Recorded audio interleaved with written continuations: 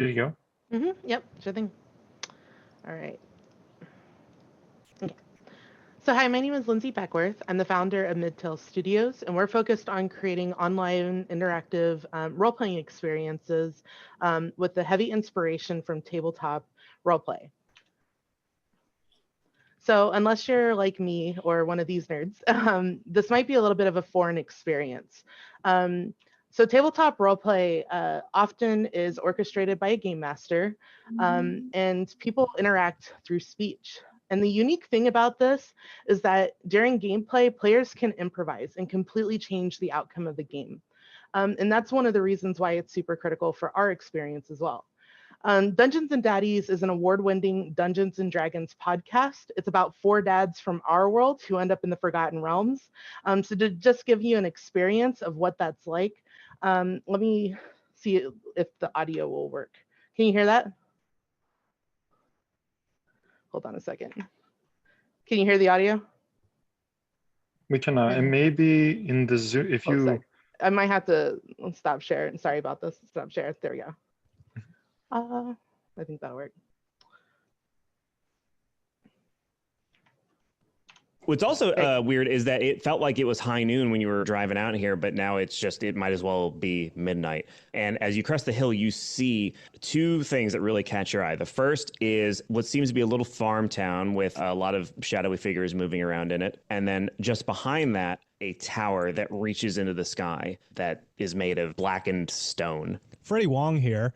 As we enter the fog, the Honda Odyssey's 2013 daytime running lights will turn on and give us a little bit of fog illumination. Just throwing that out there. As that happens, you see some of the figures in the village sort of turn towards you, and then like... the daytime running lights! And then they kind of all run into their homes. Ron turns to comment on the weird weather to CERN, but then notices that CERN's not there and says, oh. Weather's really reflecting the mood, huh, dads? What has happened to this land? So tabletop roleplay has been around since the 1970s and has had a huge impact on gaming today. Tabletop roleplay inspired something called MUDs in the 1980s, and MUDs were multi-user dungeons, which were online interactive role-playing experiences that were carried out through chat. This inspired something called EverQuest, which is like the first real multiplayer online game that was focused around these role-playing elements. And this is where we start getting closer to like the MMORPGs that we have today. And EverQuest was really popular, and it inspired World of Warcraft, which is the most popular MMORPG to date. I'm pretty sure everybody has heard of this game. World of Warcraft's success prompted a bunch of other MMOs who came about trying to copy that success. So we've had a few issues with those games along the way. But ultimately, we've come so far in role-playing games that today's role-playing games are not for role-play. We've ended up with repetitive combat, never-ending endgame, and then shallow quests like kill 10 boars. So the big question is like, how do we get here?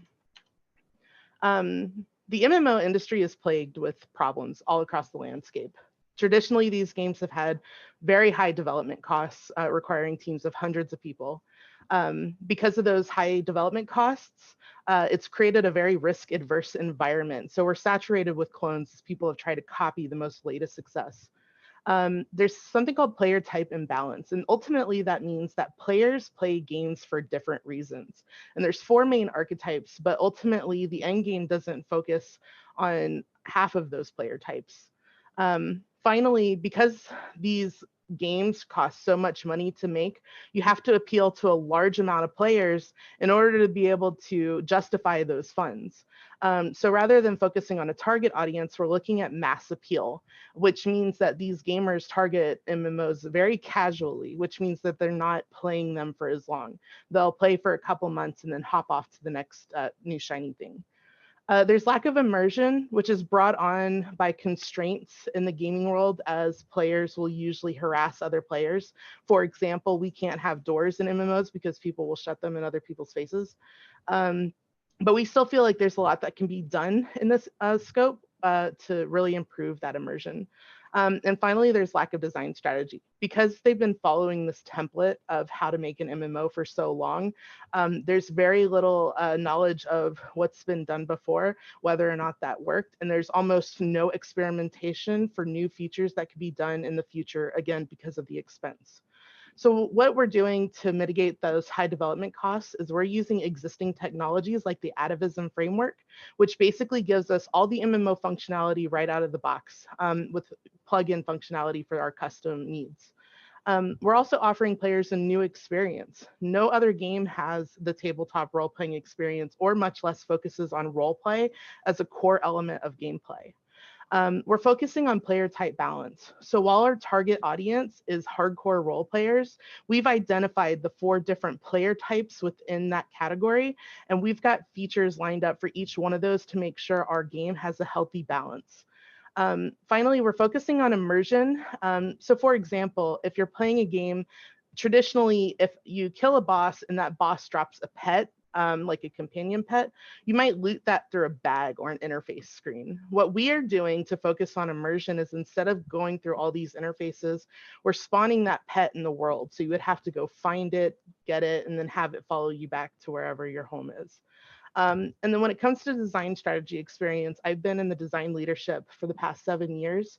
My specialty has been in rapidly iterating and prototyping new ideas, validating concepts with users before they even reach production, so that we know that we're headed in the right direction before we spend large expenses on that. So experimentation is really the name of the game for me. So our offering is called Secret Wilds Online, and it's an interactive role-playing experience with those heavy tabletop role-playing elements. In this game, players can have real impact in the world through our live role-playing events moderated by game masters. For our 4 different archetypes, each one of these has different experiences that are dictated by this role-playing system. We have a collaborative player-driven economy, which is run by the players rather than through an auction house interface. When it comes to exploration, we have very rare world events, lots of new things to find that are all randomized throughout the world. And when you combine that with our intense survival system, it becomes one of the most challenging things in the game to overachieve or achieve and overcome. For our achievers, we have a system where players can actually go down in history in the game. So through these role-playing events, if they achieve a heroic feat, we can actually build a statue of them in the game, write stories about them that are published in books, and then even have bards sing about them after their character has long died and passed on. No other game features something like that to date. And then finally, for our killers, the people who like to achieve at other people's expense, we have a full-on criminal system that it still utilizes that role-playing element to have a unique story that can be brought from all perspectives. Our monetization strategy is mostly based around a subscription model, especially to fund those live quarterly role-playing events. We also offer community server hosting so that users can have their own unique custom experiences with moddable servers, and that pricing is dictated based on how many server slots they want. We also offer cosmetic microtransactions, and those are just visuals that help enhance the role-playing experience. We're staying very far away from anything that increases player progress so that we can avoid this pay-to-win stigma that users really hate, for the fact that people earn progress that they just pay for instead of actually having to go out and accomplish it. We're projecting 2.3 million in our first year of sales, with the assumption that we can achieve our KPIs. So with that all said, this is our first look trailer for Secret Wilds Online.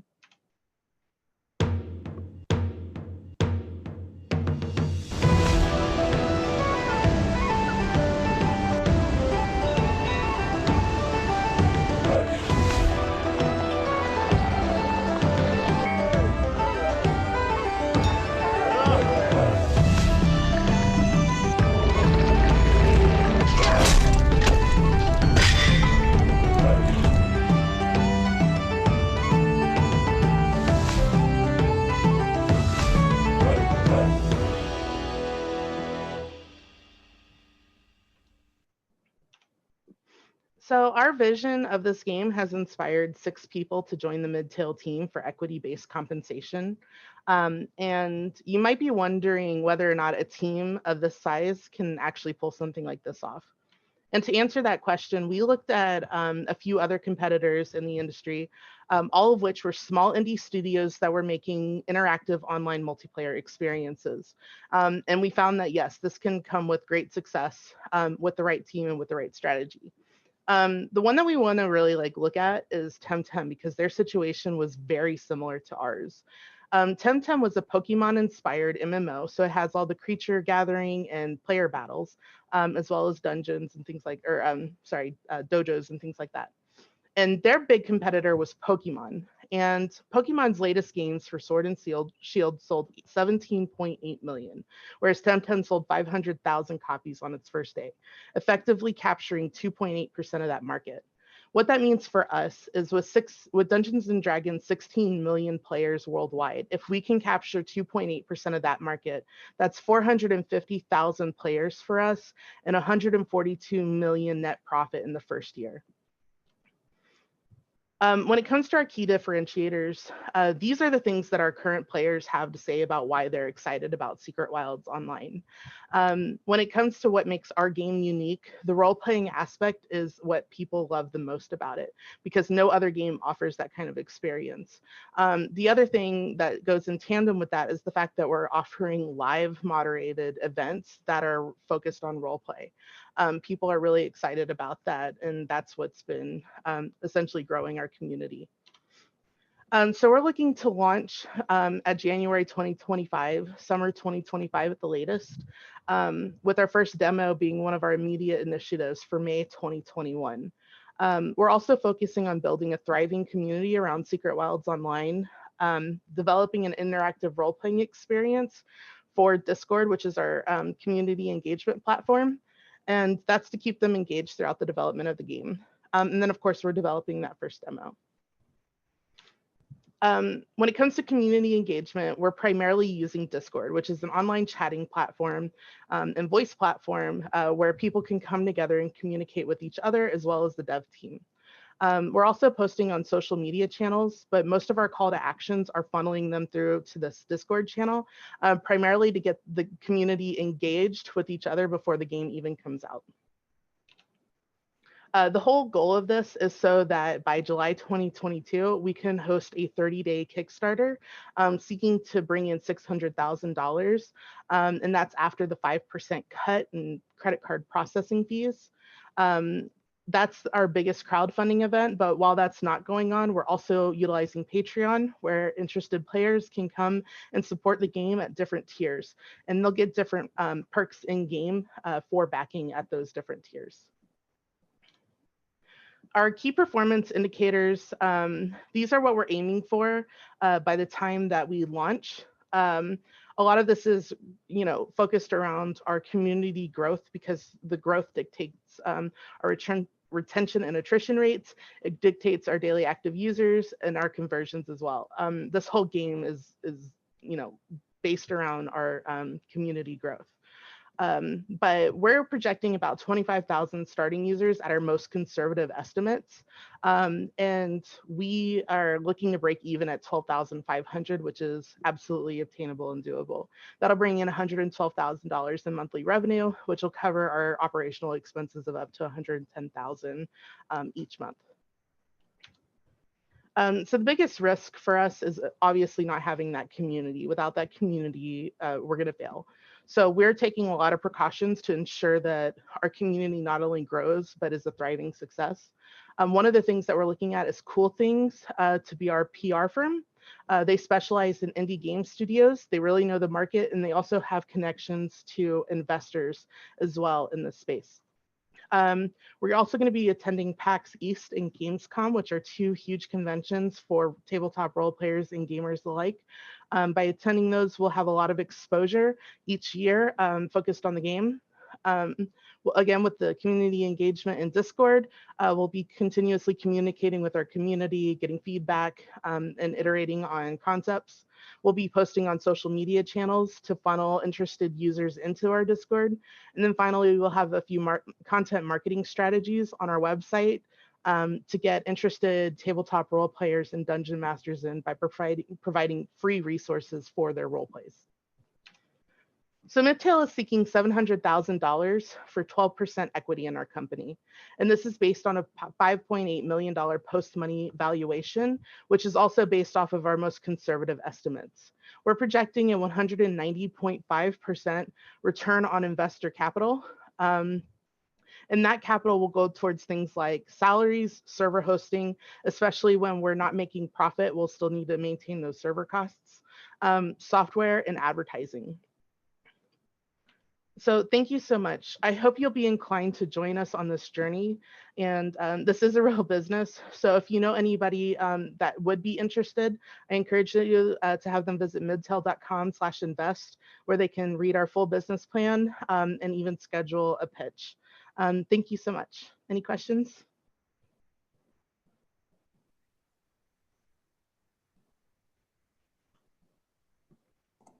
That was Lindsay, awesome. Thank you. I do have a few questions for you.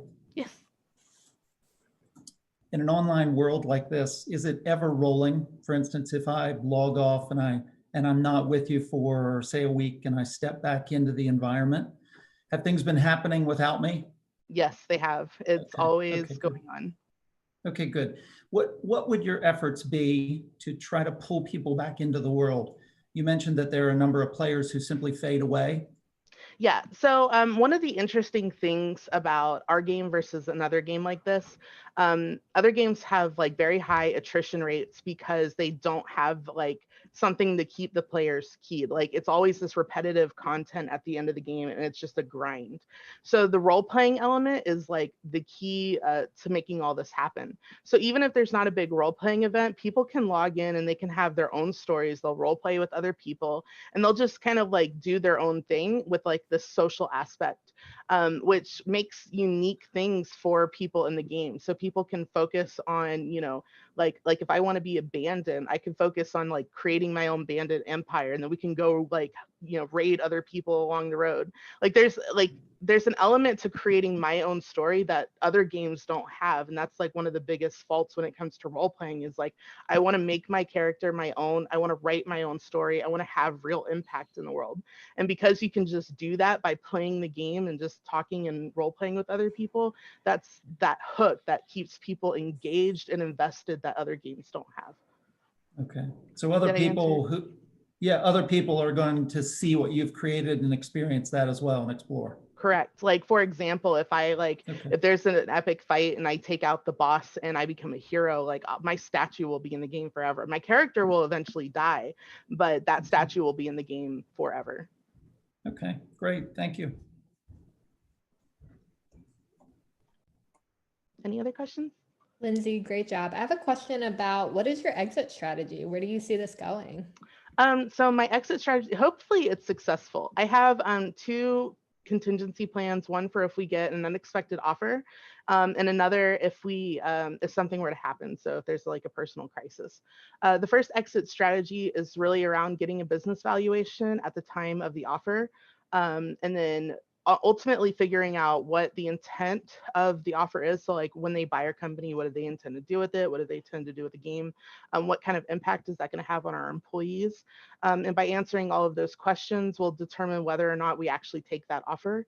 And then when it comes to personal crisis, we have a system and plan. If we acquire a publisher or an investor by that time, and something were to happen to me, in order to continue business operations, it would be their responsibility to find a suitable replacement for me. Otherwise, if we don't have a publisher, our plan then, we have a partner studio called Golden Treb Studios. They'll be taking over Midtale and incorporating that into their game studio and continuing the plan. And if they're not in a position to acquire us at that point in time, we'll be splitting up my equity among our team, and then the team will form a board of directors, at which point they would be able to make the decisions for the directions that they want to go from that point. Sorry, that was a little bit long-winded. No, that's great. Thank you. I have a quick question. You said 2.3 million in year one, and Yes. you compared it, you showed us some other examples of companies that have made a lot of money. Yes. But were they spin-offs of existing games?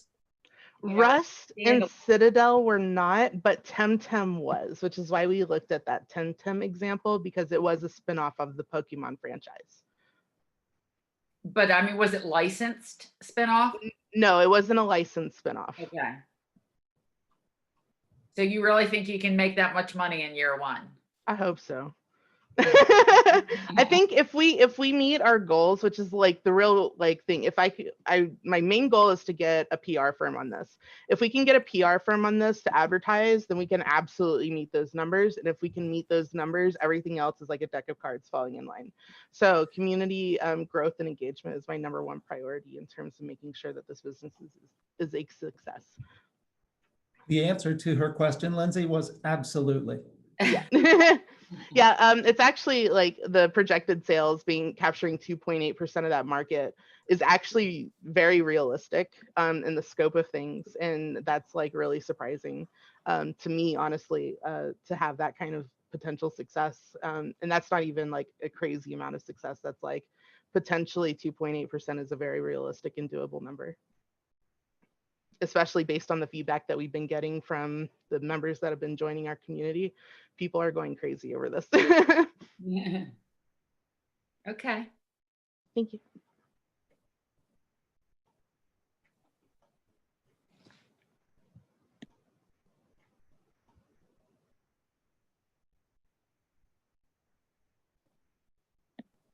You certainly sound like you know what you're talking about. Oh yeah, I know all of this like Sorry. the back of my hand. Yeah, I've done a lot of research and digging, and I even spoke with another industry professional in the gaming industry to make sure that I was on point with all aspects of the business plan. So I've done my due diligence. Good job. Thank you.